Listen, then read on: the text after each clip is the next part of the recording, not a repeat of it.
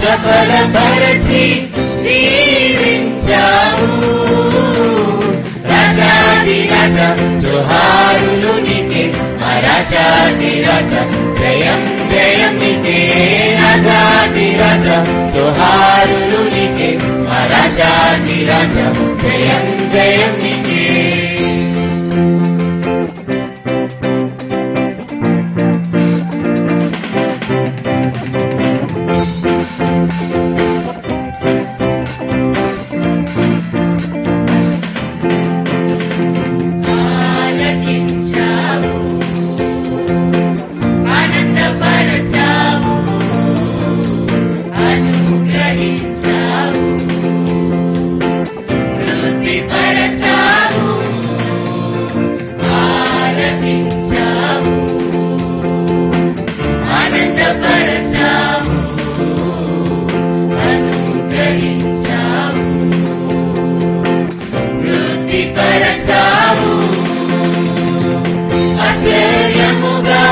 ఆశీర్వదించావు సియోను వాసులను ఆశ్చర్యముగా ఆశీర్వదించావు సియోను వాసులను రాజాధిరాజ జోహారులు నీకే రాజాధిరాజ జయం జయం నీకే రాజాధిరాజ జోహారులు నీకే రాజా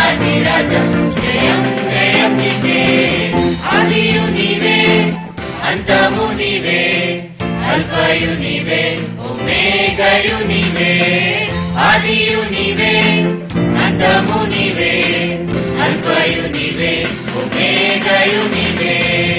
ఉన్నవాడవు అనువాడవు, ఉన్నవాడవు అనువాడవు నీవే.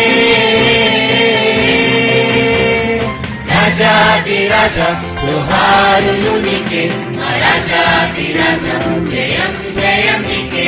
రాజాధిరాజ జోహారులు నీకే, మా రాజాధిరాజ జయం జయం నీకే. రాజాధిరాజ జోహారులు నీకే, మా రాజాధిరాజ జయం జయం నీకే. రాజాధిరాజ జోహారులు నీకే, మా రాజాధిరాజ జయం జయం నీకే.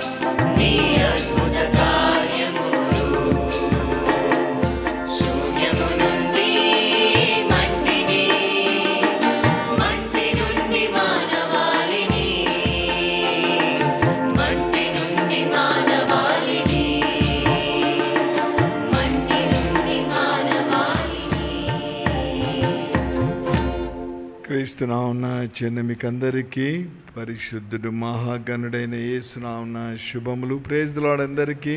Praise the lord. ప్రత్యేకంగా మరి ఈ యొక్క బైబిల్ స్టడీ కార్యక్రమం జరిగిస్తూ ఉన్నాం. 8 గంటలకంతా లేదా ముందనే కూడా ముగించే ప్రయత్నం చేస్తాం. ఆ తర్వాత మనం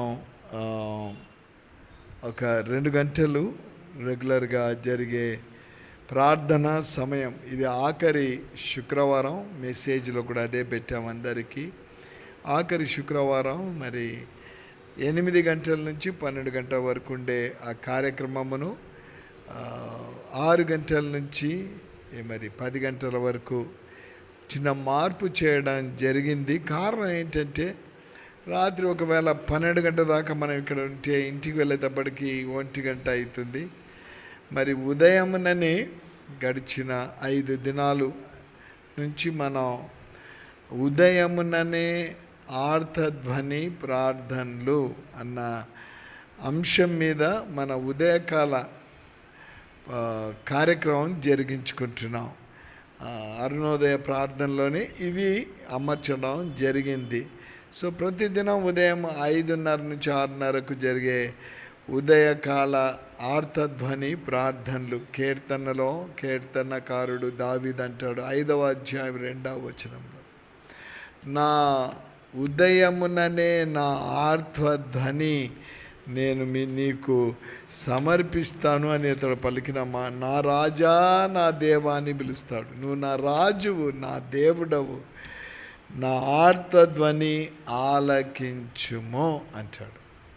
అద్భుతమైన మాట. నా రాజా నా దేవ, నా ఆర్తధ్వని ఆలకించు. కీర్తనల మీద ధ్యానం జరుగుతుంది ఉదయం పూట. సో ఒకవేళ మీకు టైం దొరికితే ఉదయం వచ్చేసేయండి. అది మీకు ఎంతో ఆశీర్వాదకరంగా కూడా ఉంటా ఉంది. కాబట్టి ఆ కార్యక్రమం ఉంది కాబట్టి రాత్రి మరి మీరు ఆలస్యంగా వెళ్ళి మరి ఉదయం రావాలంటే కష్టం కదా. అందుకే ఇద్దరం 10 గంటలకు మరి ఆ కార్యక్రమం ముగిచ్చేస్తున్నాం. ఉదయం తప్పకుండా రండి. చాలా ఎంకరేజింగ్గా ఉంటుంది. 5:30 నుంచి 6:30 వరకు ఒక పాట పాడుతున్నాం, ఒక 15 నిమిషాలు ప్రార్థన, తర్వాత ఒక 10 నిమిషాలు ప్రార్థన, ఒక 20 నిమిషాలు దేవుని వాక్యాన్ని, ఆ తర్వాత ఒక సమయం ఉంటే ఒక 10 నిమిషాలు. మొదటనేమో ప్రాముఖ్యమైన అంశాలు మన ప్రోగ్రామ్, మన కార్యక్రమాలు ఉన్నాయి అక్టోబర్ మాసంలో, అంతేకాకుండా నవంబర్ మాసంలో, మరి డిసెంబర్ మాసం చాలా ప్రాముఖ్యమైన కార్యక్రమాలు ఉన్నాయి. అవన్నీ జరగాలి అంటే ప్రార్థన చేయాలి. ఎలా ప్రభు అని అడుగుతా ఉన్నప్పుడు స్పష్టంగా ప్రభు చూపించాడు, మీరు ఆర్తధ్వని చేస్తే ప్రభు నేను ఆలకిస్తానని ప్రభు చెప్పాడు. ఒక స్నేహితునితో మాట్లాడుకున్నట్టు నేను మాట్లాడతాను ప్రభుతో. ప్రభు చెప్పాడు, నేను మీకు మంచి స్నేహితుడనని. ఎప్పుడైతే ఆ విధంగా ప్రార్థిస్తూ వచ్చాం, ప్రభు మాట చెప్పాడు, ఉదయం పెట్టాలి, 40 days పెట్టండి ప్రార్థన, మీరు నేను వింటా, జవాబిస్తానని. అంతకుముందర మనం 30 దినాలు ప్రార్థన చేశాం. చాలా ప్రార్థన అంశాలకు జవాబు దొరికింది. ఈ వివాహాలు జరగాలని ఎక్కువ ప్రార్థన 5 దినాల నుంచి, ఇంకా 35 దినాలు ఉంది. ఆల్రెడీ ప్రభు కార్యం మొదలు పెట్టేశారు, కుటుంబంలో కార్యం జరిగించారు. ఈ దినం ఒక వివాహం జరిగింది కదా. తప్పకుండా ప్రభు ప్రార్థనలకు జవాబిచ్చే దేవుడు. ఇందాక ఒక అమ్మాయి జ్యోతి, ఆ అమ్మాయి వెళ్ళింది. మరి తల్లిదండ్రులు ఏమాత్రం చర్చికి రావడం వాళ్ళకి ఇష్టం లేదు. కానీ ఆ అమ్మాయి వివాహం కావడం, ఇప్పుడు 9వ మాసం, భర్త తప్పకుండా చర్చికి వెళ్ళు అని పంపిస్తాడట. ప్రియ విశ్వాసులు, ప్రార్థన చేస్తే కార్యాలు సఫలమవుతాయి. ఆఖరిలో ఉదయం పూట మన వ్యక్తిగత ప్రార్థనలు జరుగుతూ ఉంటున్నాయి. మరి ఇప్పుడు అయిన తర్వాత కరెక్ట్గా 8 నుంచి మరి ప్రార్థనలు మొదలు పెడతాం. మధ్యలో ఒక ప్రార్థన అవసరం ఎంత ఉందో అనేది ఒక వీడియో మెసేజ్ కూడా మనం వింటాం. ఎక్కువ సమయం ప్రార్థనలో గడుపుతాం. గమనించాలని మనవి చేస్తూ ఉంటున్నాం. రండి, గడిచిన కొన్ని మాసాలు, జనవరి మాసం నుంచి ఈ యొక్క ప్రభు మనకిచ్చిన వాగ్దానంలో ఈ గ్రంథములోని ప్రవచన వాక్యములు గ్రహించువాడు ధన్యుడు. గ్రహిస్తే తప్పకుండా ధన్యులమైపోతాం, బ్లెస్సెడ్ పీపుల్ అవుతాం, ఆశీర్వదించబడిన వారము అవుతాం. దాని మీదనే నేను, డేవిడ్ పరదేశి గారు, రూబెన్ పాస్టర్ గారు ధ్యానాలు వస్తూ ఉన్నాం.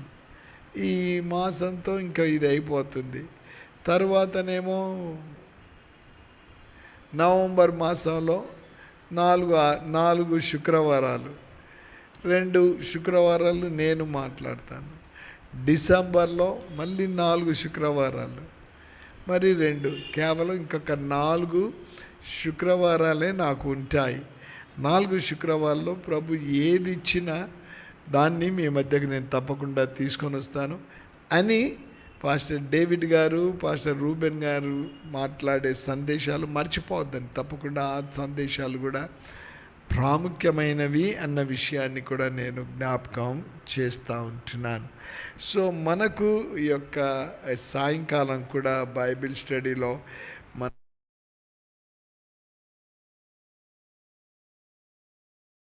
ధ్యానం కలిగి ఉంటూ పాత నిబంధనలో 300 ప్రవచన వాక్యాలు ఉన్నాయి. సో 300 ప్రవచన వాక్యాలు అంటే 300 దినాలు కావాలి కదా, కష్టం. కానీ కొన్ని ప్రవచన వాక్యాలే మనము చూస్తూ వచ్చాం. పాత నిబంధనలో బంధకముల నుంచి మనము విడిపించబడతాము అన్న మాట మనకు కనిపిస్తూ ఉంది. అంతేకాకుండా మత్తయి సువార్త 1వ అధ్యాయం 21వ వచనంలో వారి పాపములని ఆయనే విడిపించును గనుక ఆయనకు యేసు అని పేరు పెట్టాలని. ఇర్మియా గ్రంథానికి రండి. ఇర్మియా గ్రంథం 31వ అధ్యాయం. పాత నిబంధనలో ఉండే ప్రవచనాలు నెరవేరాయా లేదా అనేది మనం చూడనైతా ఉన్నాం. ఇర్మియా గ్రంథం 31వ అధ్యాయం 15, 16, 17 వచనాలు నేను చదువుతాను. మీరు జాగ్రత్తగా మీరు కూడా చదవండి. కావాలంటే అంటే అందరం కావాలంటే అందరం చదువుదాం, పర్వాలేదు. బైబిల్ ఉన్న వాళ్ళందరూ. యెహోవా ఈలాగు సెలవిచ్చుచున్నాడు, ఆలకించుడి. రామాలో అంగలార్పును మహారోదన ధ్వనియు వినబడుచున్నవి. రాహేలు తన పిల్లలను గూర్చి ఏడ్చుచున్నది. ఆమె పిల్లలు లేకపోయినందున ఆమె వారిని గూర్చి ఓదార్పు పొందనకున్నది. యెహోవా ఈ ఆజ్ఞ ఇడ్చుచున్నాడు, ఏడవక ఊరుకొనుము, కన్నీళ్లు విడుచుట మానుము. నీ క్రియ సఫలమై జనులు శత్రువుని దేశము నుండి తిరిగి వచ్చెదరు. ఇదే యెహోవా వాక్కు. రాబోవు కాలమునందు నీకు మేలు కలుగునని నమ్మక ఉన్నది. నీ పిల్లలు తిరిగి తమ స్వదేశమునకు వచ్చెదరు. ఇదే యెహోవా వాక్. పరిశుద్ధుడైన తండ్రి, ఫ్రైడే నాయన ఫేవరెట్ సాంగ్స్, బైబిల్ స్టడీ, ప్రార్థనా సమయం. ఇది మరి ఒక 2 గంటలు కూడా పొడిగించాం. ఎందుకంటే మరి మార్నింగ్ మీరు రావాలి. ఇది వాక్యం ద్వారా ఇర్మియా గ్రంథంలో లిఖితము చేయబడిన ప్రవచనం క్రొత్త నిబంధనలో మేము చూడనే ఉంటుండగా మీ పరలోక జ్ఞానాన్ని మాకు ఇవ్వండి. ఈ దీనదాసుని మీ పరిశుద్ధాత్మ జ్ఞానముతో నింపండి. యేసు నామమున ప్రార్థిస్తున్నాము తండ్రి, ఆమేన్. ప్రియ దేవుని సంగమ 6వ వచనంలో ఇదిగో మనకు కుమారుడు అనుగ్రహం, ఆయన భుజముల మీద రాజ్యం, ఇవన్నీ ఉన్నాయి. నెరవేరిందా? స్పష్టంగా నెరవేరు. మీకా గ్రంథంలో ఉంది, ఇదిగో ఆయన జన్మిస్తాడు, స్వల్ప గ్రామమైన బెత్లెహేములో జన్మిస్తాడు. నెరవేరిందా? నెరవేరింది. కొన్ని ఇంకా నెరవేర్చబడనై ఉన్నాయి, నెరవేర్చబడాలి కొన్ని. అవి యేసు వచ్చే సమయంలో, యేసు వచ్చిన తర్వాత నెరవేర్చబడతాయి. యేసు రాకముందర జరుగుతున్నాయి, మొదలైనవి, ప్రవచనాలలో ఉన్నవి కదా. ఆయన వస్తాడన్న రాకకు ఆయనే చెప్పాడు, నేను రాకముందర యుద్ధాలు జరుగుతాయి, ఈ యొక్క ఊహించని విధానములో కరువులు, కష్టాలు, వైరము పెరిగిపోతుంది కదా. ఎప్పుడు జరుగుతుందో తెలియదు, కానీ తప్పకుండా రావచ్చు, చెప్పలేం. ఈ 3వ ప్రపంచ యుద్ధం రావచ్చు అంటున్నారు. కొన్ని దేశాలు ఒకటై ఒకరి మీద ఒకరు ఇవి చేసుకుంటారని. ఆనాడే 2వ యుద్ధం జరిగినప్పుడు, 2వ ప్రపంచ యుద్ధం జరిగినప్పుడు వారు బాంబు వేశారు కదా. వేస్తే అది వెళ్ళి ఇంకో దేశం మీద. ఇప్పటికి అక్కడ ప్రజలట వారికి కాళ్ళు వంగిపోయి ఉండడమో, చేతులు వంగిపోయి ఇలా ఉన్నాయంట. కానీ ఇప్పుడు అప్పటికిప్పటికి ఎన్ని సంవత్సరాలు అయిపోయింది, ఏం జరుగుతుందో తెలియదు.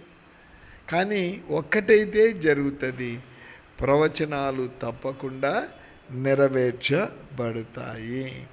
ఇర్మియా గ్రంథం 31లో అక్కడ లిఖితం చేయబడిన మాటలు, రామాలో ఆలకించుడి, రామాలో అంగలార్పును మహారోదన ధ్వనియు వినబడుచున్నది.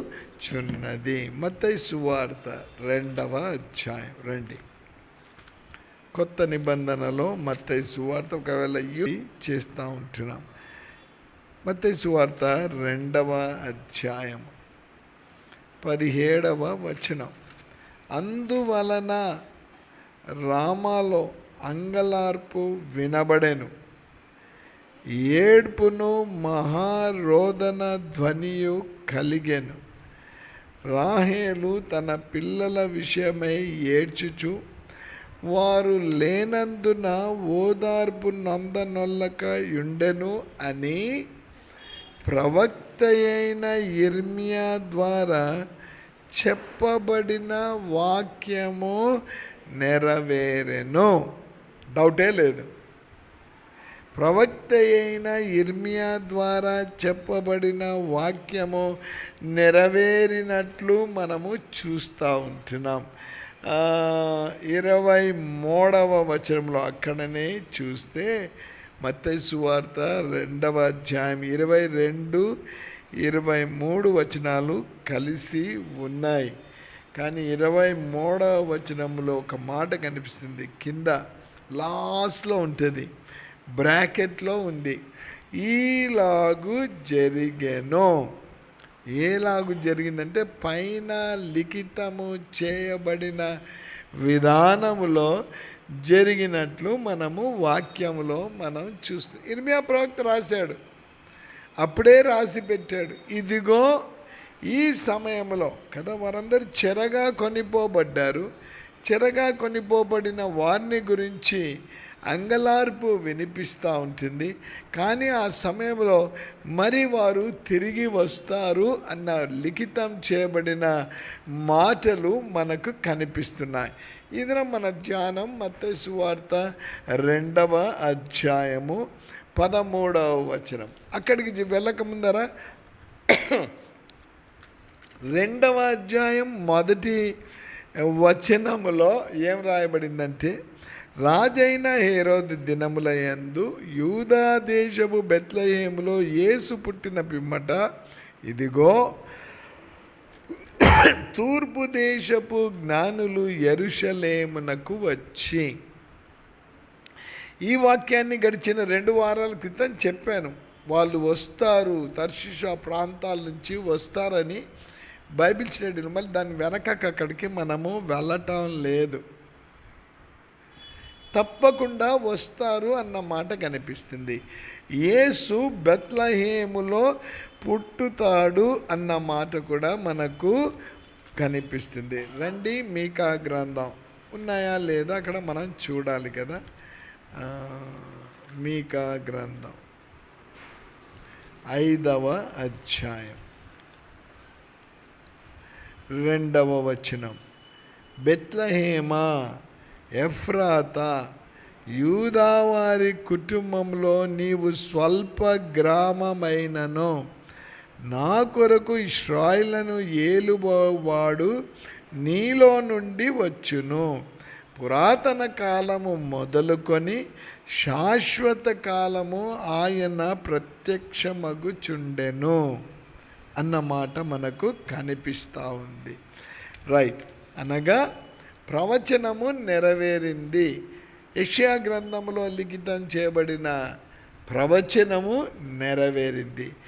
ఆ తరువాత ఇర్మియాలో లిఖితం చేయబడిన ఆ యొక్క భాగం, ఇర్మియా ద్వారా చెప్పబడినది, రామాలో అంగలార్పు మహారోదన వినబడుచుంది. అది నెరవేరిందా అని చూడ్డానికే మత్తయి సువార్త 2వ అధ్యాయానికి వచ్చాం. 2వ వచనము నుంచి 12వ వచనం వరకు జరిగిన సంఘటన ఏంటిదంటే, హేరోదు రాజుకు కోపం వచ్చేసింది. నేను రాజుగా ఉంటే వీళ్ళొచ్చి మరింకొక రాజు కొరకు అడుగుతున్నారు, ఇదేంటిది వాళ్ళు అడుగుతూ ఉన్నారు. పిలిచారు, శాస్త్రులను పిలిచారు, వాళ్ళని పిలిచారు, మంత్రకులు అందరినీ పిలిచేశారు. పిలిపించి చూడు, ఆ మాట ఉంది. కాబట్టి 4వ వచనం 2వ అధ్యాయం 4వ. కాబట్టి రాజు ప్రధాన యాజకులలో ప్రజలలో నుండి శాస్త్రులను అందరినీ సమకూర్చి క్రీస్తు ఎక్కడ పుట్టునని వారిని అడిగాను. ఎక్కడైనా లిఖితం చేయబడిందా? ఆయన లోకంలో పుడతాడని ఎక్కడైనా లిఖితం చేయబడిందా అంటే లిఖితం చేయబడింది. తెచ్చారు వారు, ఆ శాస్త్రులు తీసుకొని వచ్చారు. తీసుకొని వచ్చి అంటా ఉన్నారు, అందుకు వారు యూదయ బెత్లెహేములోనే. అయ్యా రాజా, కరెక్టే, లేఖనాల్లో లిఖితము చేయబడింది. యూదా బెత్లెహేములో ఆయన జన్మిస్తాడని రాయబడింది. అంతేకాదు, రాజుకి ఇంకా కోపం వచ్చేసింది. ఏమంటాడంటే, వాళ్ళతో అంటాడు ఆ జ్ఞానులతో, 8వ వచనం చూడండి, మీరు వెళ్ళి ఆ శిశువు విషయమై తెలుసుకొని, మీరు వెళ్ళి ఆ శిశువు విషయమై జాగ్రత్తగా విచారించి తెలుసుకొనగానే నేనును వచ్చి ఆయనను పూజించున్నట్లు నాకు వర్తమానము తెండని చెప్పి వారిని బెత్లెహేమునకు పంపెను. ఏమర్థమవుతోంది? రాజుకు నిజంగానే వెళ్ళి రాజు కూడా పూజించాలని అంటా ఉన్నాడు. నేను కూడా పూజిస్తాను. ఆ ఆశ అతనికి ఉంటే రాజు ఏం చేయాలి? ఆ జ్ఞానులతో కూడా పోవాలి. బెత్లెహేముకు హేరోదు రాజు పోవాలి. కుయుక్తిగా అంటున్నాడు, మీరు వెళ్ళండి, సమాచారం జాగ్రత్తగా తెలుసుకోండి, తెలుసుకొని మీరు రండి, అప్పుడు నేను ఆయనను పూజించినట్లు నాకు వర్తమానం. హృదయంలో ఉండే కోరిక కాదు ఇది. ఆ రాజును చంపేయాలన్న కోరిక హేరోదుకుంటా ఉంది. వాళ్ళు వెళ్ళారు, పూజించేశారు, బంగారు సామ్రాణి బలం అన్నీ సమర్పించేశారు. ప్రభు దూత ద్వారా వారు హెచ్చరించబడ్డారు. చూడండి 12వ వచనం. తరువాత హేరోదు నొద్దకు వెళ్ళవద్దని స్వప్నమందు దేవుని చేత బోధింపబడిన వారై వారు మరి యొక్క మార్గమున తమ దేశమునకు తిరిగి ప్రభు ద్వారా హెచ్చరించబడ్డారు, వెళ్ళొద్దు. అటు దుర్మార్గంగా తలస్తా ఉన్నాడు. ప్రవచనములు నెరవేరబడాలి అంటే మీరు వెళ్ళకూడదు. అప్పుడే ప్రవచనాలు నెరవేరబడతాయి. కొన్నిసార్లు ప్రభు మనకు కూడా హెచ్చరిక, జాగ్రత్త, మీరు వెళ్ళొద్దండి అని చెప్పినప్పుడు దాని గురించి ఎందుకు ఇంత ప్రార్థనలు ఒకవేళ అనుకుంటారేమో. 40 దినాల శిలువ ధ్యానాలైనాయి, 30 దినాల ఉపవాస ప్రార్థన అయింది, మళ్ళీ 40 దినముల ఉదయముననే ఆర్తధ్వని ప్రార్థనలు. ఎందుకు అనే ప్రశ్నలు రావచ్చు. దేవుడు సూటిగా మనతో మాట్లాడాలి అంటే, ప్రియ విశ్వాసులు, ఒక విషయం అయితే నేను ఖచ్చితంగా చెప్తాను. ఎప్పుడైతే మనము ప్రభువుకు సమయాన్ని కేటాయించి వాక్యం ద్వారా బలపరచబడి వాక్యమైన దేవునితో ఎప్పుడైతే మనం మాట్లాడాలని ఆశిస్తామో, మాట్లాడడం అంటే ప్రార్థన చేస్తామో, తప్పకుండా ఆయన దానికి జవాబిచ్చే దేవుడిగా ఉన్నాడు. అన్ని రుజువులలో అతి శ్రేష్టమైన రుజువు దానియేలు ప్రార్థన చేస్తూ ఉన్నాడు. 9వ అధ్యాయంలో చేస్తూ ఉంటే ప్రభు మహాదూతతో, కాబట్టి వెళ్ళు త్వరగా, నా కుమారుడు జవాబు కొరకు ఎదురు చూస్తూ ఉన్నాడు, త్వరగా వెళ్ళి చెప్పు. జరిగిందా లేదా సంఘటన? దానియేలు దగ్గరికి మహాదూత రావడం, దానియేలును తట్టడం, దానియేలు నీ మొర అక్కడికి వచ్చేసింది. ఎక్కడికి? ప్రభు దగ్గరికి. దానియేలు మొర ప్రభు దగ్గరికి వెళ్ళినప్పుడు, దానియేలు మొర దేవుని దగ్గరికి వెళ్ళినప్పుడు, దావీదు మొర దేవుని దగ్గరికి వెళ్ళినప్పుడు మన మొర వెళ్ళదా? తప్పకుండా వెళ్తుంది. వారు ఎలా ప్రార్థన చేశారో మనం కూడా అలా పట్టుదలతో ప్రార్థన చేయాలి. ప్రియ దేవుని సంగమ విశ్వాసులారా, ఇదినా ప్రభు సంఘములో కార్యాలను జరిగిస్తున్నాడంటే, అసాధ్యమైనవి ప్రభు సఫలపరుస్తూ ఉన్నాడంటే కేవలం ప్రార్థన అండోయ్. ప్రార్థన ద్వారానే ప్రభు ఈ విధంగా సంఘాన్ని నడిపించగలుగుతున్నాడు.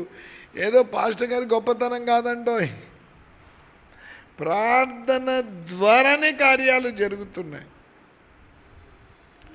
ఆనాడు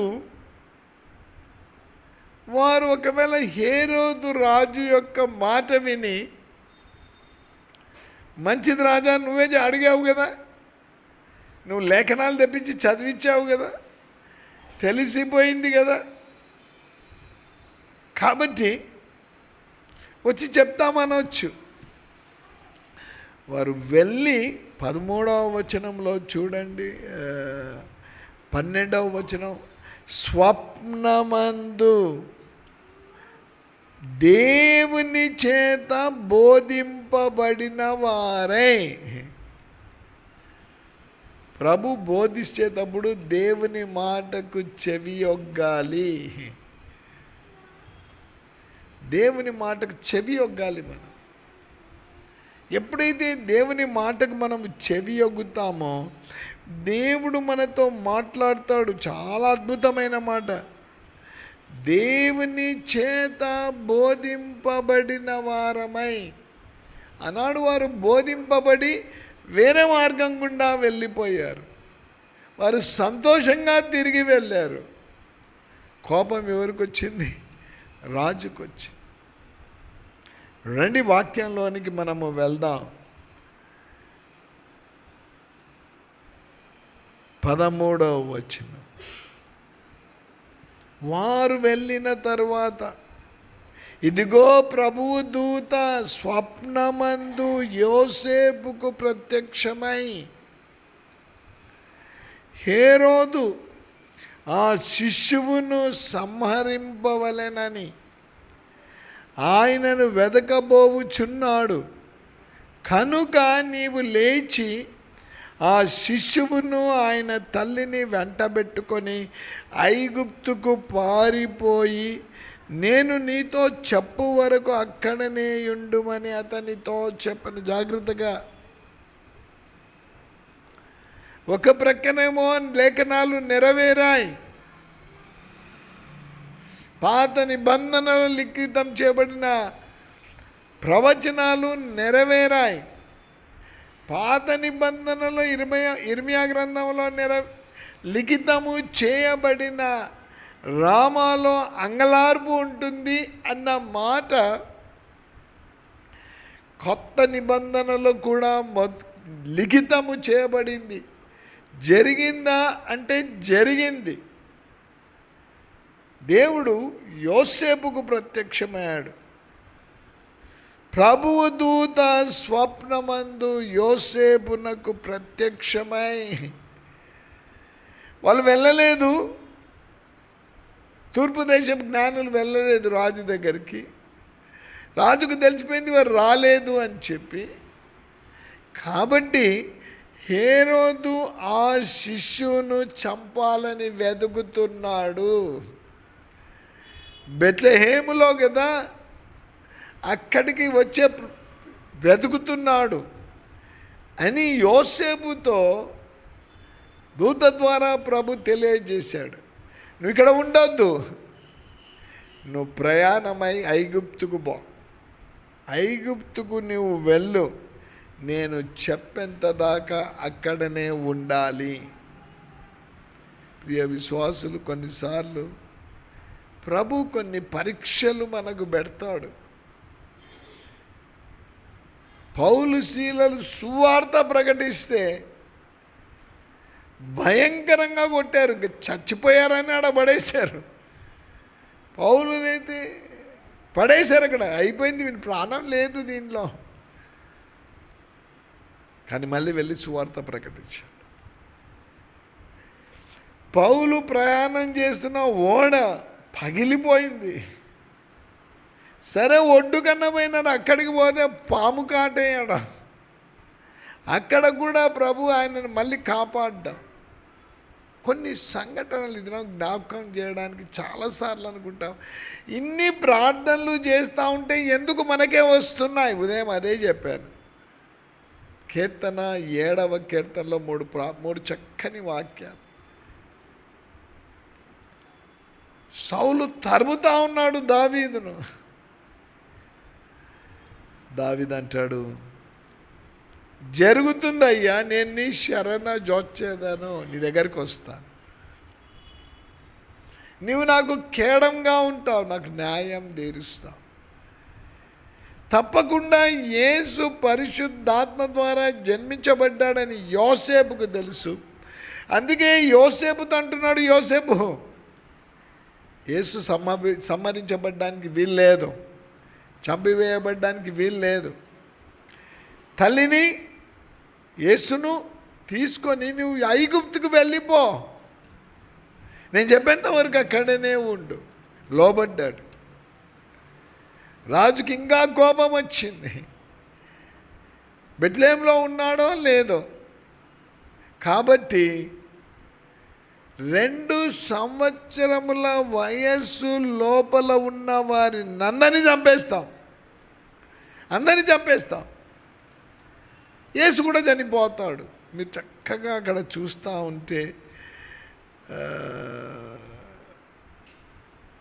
14-15 వచనాల్లోనేమో యోసేపు దేవుని మాటకు లోబడ్డాడు. చూడండి, అప్పుడు అతడు లేచి రాత్రివేళ శిశువును తల్లిని తోడుకొని ఐగుప్తునకు వెళ్ళి ఐగుప్తు నుండి నా చూడండి, ఇది కూడా ప్రవచనమే, ఐగుప్తు నుండి నా కుమారుని పిలిచి తిని అని ప్రవక్త ద్వారా ప్రభు సెలవిచ్చిన మాట నెరవేర్చబడినట్లు హేరోదు మరణము వరకు అక్కడ ఉండెనో. జాగ్రత్త, ప్రవచనం నెరవేరడం. హేరోదు 2 సంవత్సరాల వయసు లోపల అందరినీ బాలను చంపేసినాడు. చంపేసినందుకు ఏం జరిగిందంటే అంగలార్పు మొదలైపోయింది. జాగ్రత్తగా విందాం. అంతమంది పిల్లలందరినీ 2 సంవత్సరాల వయసు కలిగిన వారందరూ ఎంతమంది తల్లులు గుండెలు కొట్టుకొని ఏడ్చారు. ఇర్మియా రాస్తాడు, రామాలో అంగలార్పు, ఎందుకంటే వీరందరూ చెరగా కొనిపోబడ్డారు. అక్కడ చంపివేయబడడం కూడా ఒకవేళ జరిగి ఉండొచ్చు. అక్కడ అంగలార్పు జరిగింది. ఈనాడు బెత్లెహేములో, ఆ ప్రాంతంలో, యూదయలో అంగలార్పు వినిపించబడ్డం మనము చూస్తూ ఉంటున్నాం. ఎప్పుడు దాకా ఉన్నాడు యోసేపు? అక్కడ కూడా కష్టమేనండి. తనని కాని దేశం అది, అక్కడికి వెళ్ళమన్నాడు. ఏమైనా జరగవచ్చు.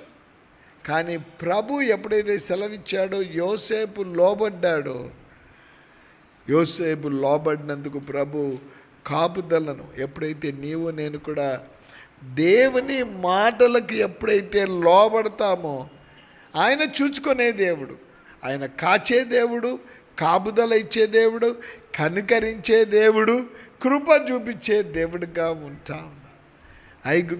ఐగుప్తులో యోసేపుకు మరియకు పుట్టిన కుమార్ని జాగ్రత్తగా అక్కడ వారు చూసుకోవడం జరిగింది. 16వ వచనం, ఆ జ్ఞానులు తన్ను అపహసించిరని హేరోదు గ్రహించి బహు ఆగ్రహము తెచ్చుకొని తాను జ్ఞానుల వలన వివరంగా తెలుసుకున్న కాలమును బట్టి బెత్లెహేములోను దాని సకల ప్రాంతంలోని 2 సంవత్సరములు మొదలుకొని తక్కువ వయస్సు గల మగపిల్లలనందరినీ వధించెను. ఎట్లా తెలుసు? జ్ఞానులు అక్కడ నుండి యేసు దగ్గరికి ఆరాధించడానికి వెళ్ళినప్పుడు యేసు పశువుల తొట్టిలో లేడండోయ్. వారు అక్కడికి ప్రయాణం చేసే సమయానికి 2 సంవత్సరాలు పట్టింది కదా. ఇంతకుముందు మన మెయిన్ ల్యాండ్ అనుకుందాం, హైదరాబాద్ నుంచి అండమాన్ నికోబార్ ఐలాండ్స్కు వెళ్ళాలి అంటే ముంబై పట్టణానికన్నా వెళ్ళాలి, చెన్నై పట్టణానికన్నా వెళ్ళాలి, విశాఖపట్టణానికన్నా వెళ్ళాలి. అక్కడ నుంచి ఈ బోట్లు లేదా ఆ ఓడలు పోతాయి, దానిలో వెళ్ళేవారు అండమాన్ నికోబార్ ఐలాండ్స్కు. ఇప్పుడు హైదరాబాద్లో విమానంలో కూర్చుంటే కరెక్ట్గా 1.5 గంట లేదా 1 గంట 50 నిమిషాలు వెళ్ళిపోతారు. అప్పుడేమో దాదాపు 7 దినాలు 8 దినాలు పట్టేది. సో తూర్పు దేశపు జ్ఞానులు హేరోదు రాజు దగ్గర నుంచి ప్రయాణమై యేసు దగ్గరికి వెళ్ళేటప్పుడు యేసు యొక్క వయస్సు 2 సంవత్సరాలు అంటాయి. హేరోదు 2 సంవత్సరాల వయస్సు కలిగిన మగపిల్లల్ని చంపడానికి అదే కారణం అన్నమాట. యేసు కూడా 2 సంవత్సరాలు వయస్సు ఉంటుంది, అందుకే అందరినీ చంపేద్దామని అతడు చంపేసినట్టు మగపిల్లలందరినీ వధించాడు. అందుకే 16, 17 అందువలన రామాలో అంగలార్పును, ఏడ్పును, మహారోదన ధ్వనియు కలిగెను. ఈ రోదన ధ్వని ఇంకెప్పుడైనా వచ్చిందా? వచ్చింటుందా? చెప్పరు. యేసు పుట్టక ముందనే వచ్చింటుంది. ఎక్కడ వచ్చింటుంది? నా పక్క చూస్తే ఏం రాదు.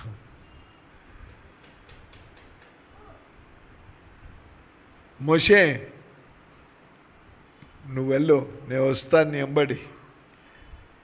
ఆడ అన్ని అద్భుతాలు చేస్తుంటే కూడా ఒప్పుకోవటం లేదు, కఠినుడైపోతున్నాడు ఫరో రాజు.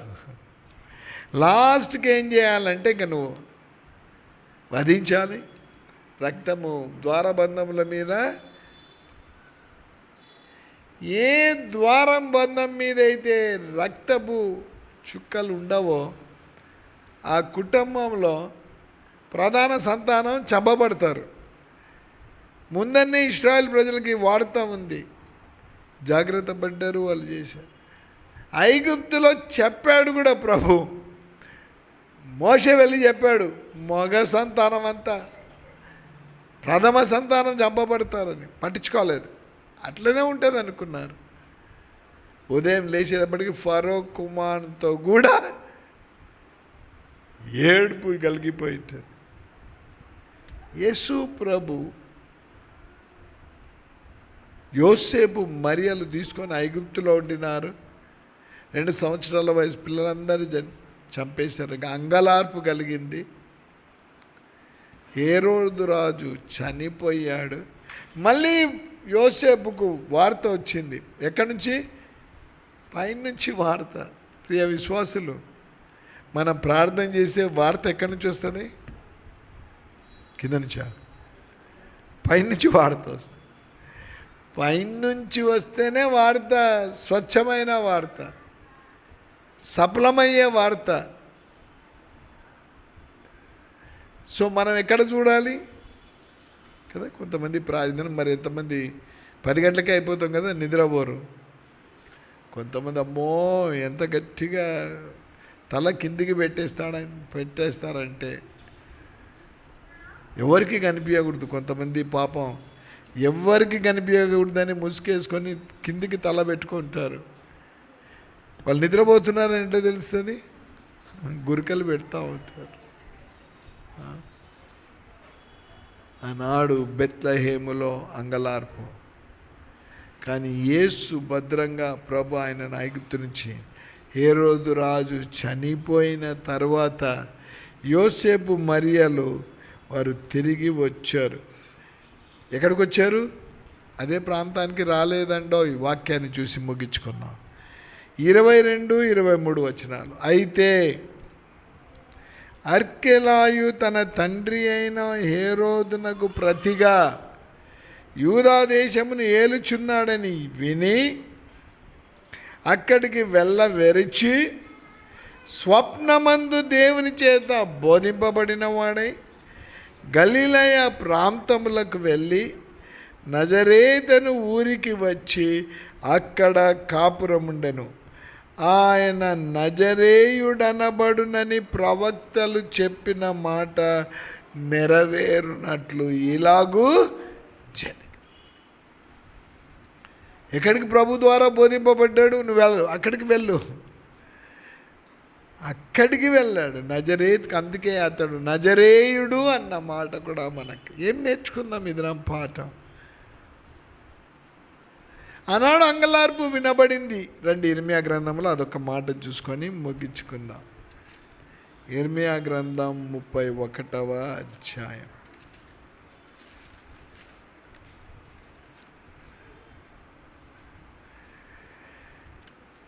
17వ వచనం.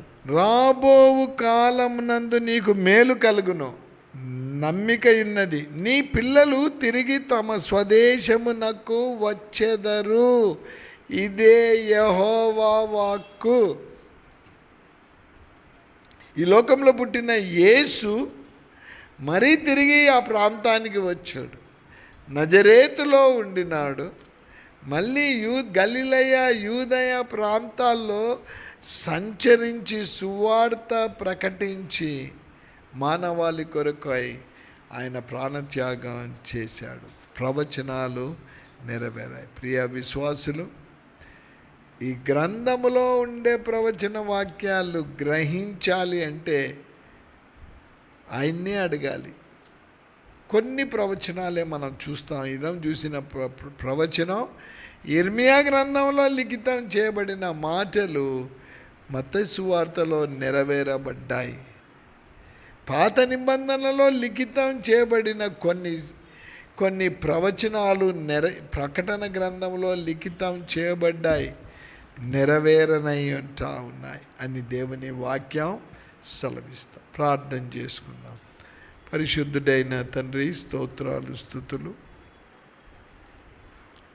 ఇర్మియా గ్రంథంలో లిఖితం చేయబడిన ప్రవచన వాక్యం మత్తయి సువార్తలో నెరవేరబడ్డం మేము చూస్తున్నాం, లిఖితం చేయబడ్డం మేము చూసాం. కాబట్టి ఒక దినం మీరు ఈ లోకానికి వచ్చి ప్రాణత్యాగం చేసి పునరుద్ధరణై వెళ్ళిన దేవుడు, మీరు ఒక దినం తిరిగి వస్తారు, లేఖనాలు నెరవేరుతాయి. మీరు వచ్చినప్పుడు నాయన సాతాను బంధించబడ్డమే కాకుండా వాడు అగ్నిగుండంలో పడద్రోయబడతాడు. సజీవులుగా మేముంటే మార్పు చెందుతాం. ఒకవేళ అంతకు ముందనే మేము నిద్రించిన వారమైతే మీరు వచ్చినప్పుడు సమాధులు తెరవబడతాయి. ఈ మట్టి శరీరం మహిమ శరీరాన్ని ధరించుకుంటాయి. తర్వాత నిత్యత్వములో ఉంటాం. అంతవరకు మీకు సాక్షులుగా జీవించే కృప దయచేయమని యేసు నామమున ప్రార్థిస్తున్నాము తండ్రి. ఆమేన్. పరమ తండ్రి అయిన దేవుని ప్రేమ, కుమారుడైన యేసు క్రీస్తు ప్రభు కృప, పరిశుద్ధాత్మ యొక్క అన్యోన్య సహవాసం మనకు విత్తబడిన వాక్యమునకు చివరి వచ్చిన విశ్వాసులకు సదా తోడేంటి నడిపించునుగాక. ఆమేన్. Praise the lord.